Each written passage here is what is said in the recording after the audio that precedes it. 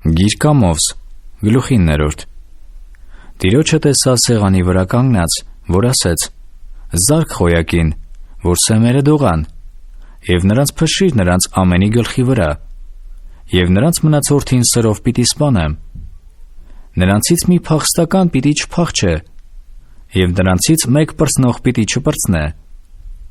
եթե նրանք ծակեն, դժոխքն անցնեն, այնտեղից էլ իմ ձեռքը նրանց պիտի առնե. եթե երկինքն էլ ելնեն, այնտեղից էլ պիտի իջեցնեմ նրանց. և եթե կարմեղոսի գլխին թաքչվին, այնտեղից պիտի փնտրեմ և առնեմ նրանց. և եթե իմ աչքի առաջին ծովի խորքումը ծածկվին, այնտեղից էլ օձին պիտի հրամայեմ, որ նա պիտի կծե նրանց. և եթե նրանք գերի գնան իրանց թշնամիների առաջին, այնտեղից Սուրին պիտի հրամայեմ, և նա պիտի սպանե նրանց. և իմ աչքը պիտի դնեմ նրանց վրա չարիքի համար, և ոչ թե բարիքի համար.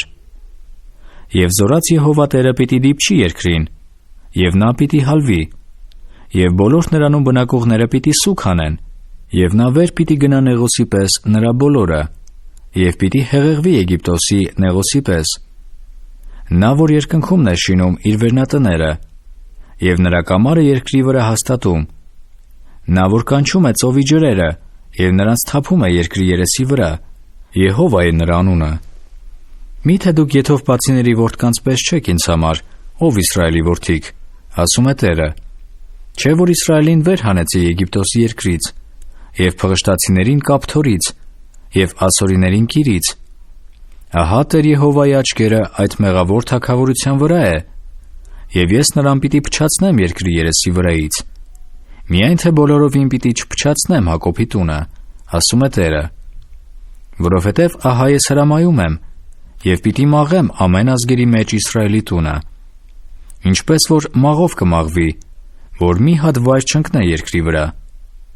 սրով պիտի մեռնեն իմ ժողովրդի բոլոր մեղավորները, որոնք ասում են մեզ չի հասնի, և մեր առաջը չի գա չարիքը. այն օրը պիտի կանգնեցնեմ Դավիթի ընկած խորանը, և պիտի նորոգեմ նրա պատառվածքները, պիտի կանգնեցնեմ նրա քանդվածքները, և նրան պիտի շինեմ ինչպես Վաղեմի օրերումը, որպեսզի նրանք ժառանգեն Էդոմի մնացորդը, և այն բոլոր ազգերը, որոնց վրա կհիշվի իմ անունը, ասում է Տերը, այս բաներն անողը. ահա օրեր պիտի գան, ասում է Տերը, որ հերկողը կհասնե հնձողին, և խաղող կոխողը սերմ ցանողին, և սարերը քաղցու կկաթեցնեն, և բոլոր բլուրները կհալվին.